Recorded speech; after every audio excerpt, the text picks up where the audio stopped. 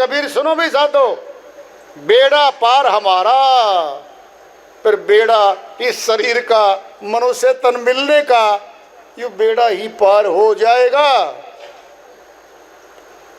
जीत जाएगा। वह नाम जो साहिब ने बताया, कौन सा नाम है वो, कैसा नाम है वो?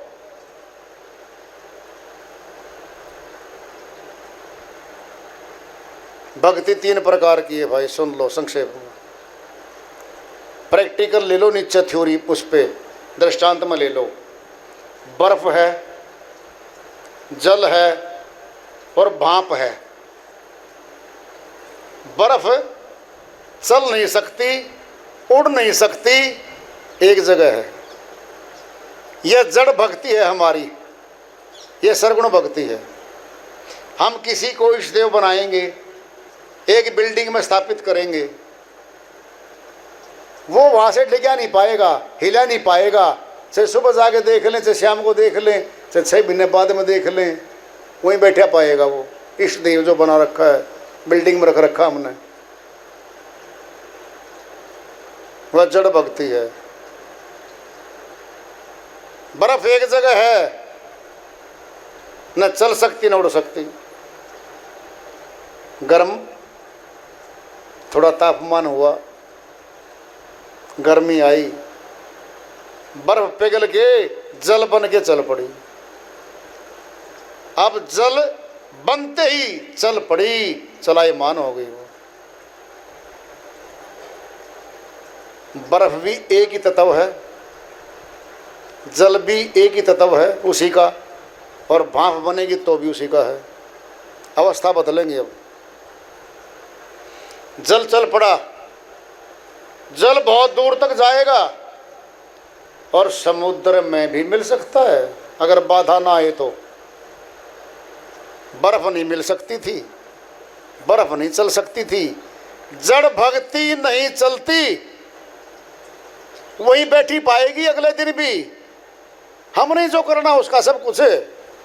हम ही नहलाएंगे, धुलाएंगे, कपड़े पहनाएंगे, मुकुट पहनाएंगे, लड्डू खिलाएंगे, भोग लगाएंगे। चल लड्डू गोपाल भी क्यों नहीं हो, वही मिलेगा। वह जड़ भक्ति है, चलायमान भक्ति नहीं है वो। चलायमान भक्ति आ गई। कौन आए? ऋषि योगी आए, प्राण योग में गए। ये चलने वाली भक्ति आ गई। अब अंदर गए प्राण में, प्राण का सीधा संबंध आज्ञा चक्र से है। प्राण के द्वारा, ध्यान के द्वारा हम आज्ञा चक्र में आ रहे हैं। अब ये चलायमान होगी भक्ति। अब क्या है?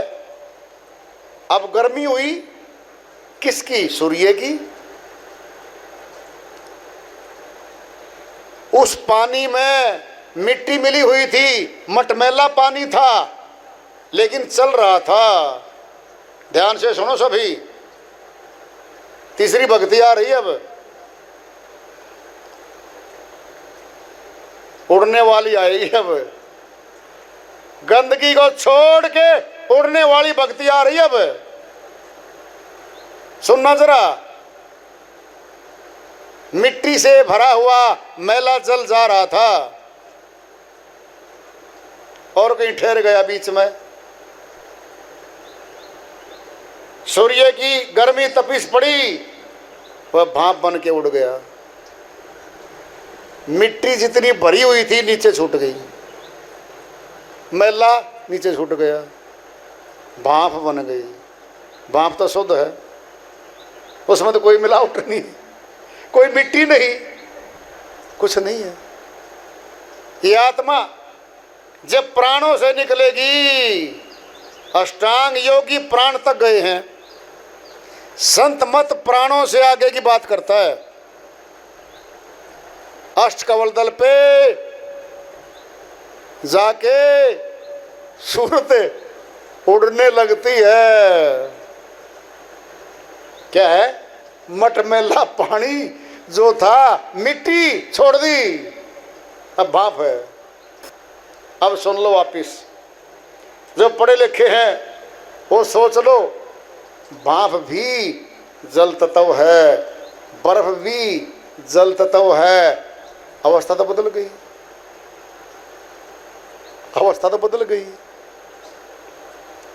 जब वह भाप अष्टकमल दल पे गई, फिर वापिस आ गई, प्राण में आई, फिर जल है, फिर स्थिर हो गई, अब बर्फ है।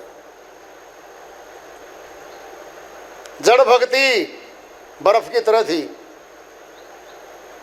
अष्टांग योगी आए, प्राण योगी आए, मुद्रा वाले आए, पंच मुद्रा वाले आए, चाचरी, भूचरी, खेचरी, अगोचरी, उन्मुनी मुद्रा वाले, पांचों मुद्रा वाले आए।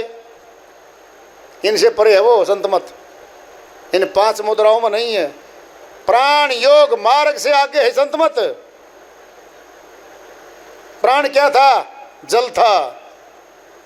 जल में शक्ति ज्यादा थी, बर्फ बिजली पैदा नहीं कर सकती थी, पानी ने शक्ति से बिजली पैदा करवा रखी मनुष्य से। जल बहुत दूर तक चल के चला गया। प्राण योगी आए, ब्रह्मांड की सैर भी कराए, अमरलोक नहीं गए।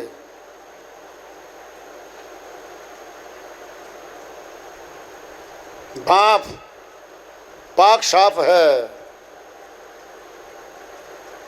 भाप उड़ती है, जल नहीं उड़ सकता। प्राण नहीं उड़ेंगे हमारे, प्राण अंदर है, भाप उड़ेगी। सूरत की शक्ति टच होगी मालिक से, उसमें शक्ति है उड़ाने की। यानी भाप जो है वो साफ और शुद्ध है, मिट्टी को छोड़ गई। पाप कर्मों को आत्मा छोड़ देगी, इंद्रियों के विषयों को छोड़ देगी तो ऊपर जाएगी। बोझ था इनमें, जब बोझा हमारे सिर पे धरा हम भाग नहीं सकते, और बोझा सिर से दिया पटक, अब भाग लो, फिर चलो। ये 3 प्रकार की भक्ति हैं, सरगुण भक्ति, निर्गुण भक्ति और सत भक्ति। सत भक्ति सत्यलोक की है, अमरलोक की है, इसमें संशय नहीं है।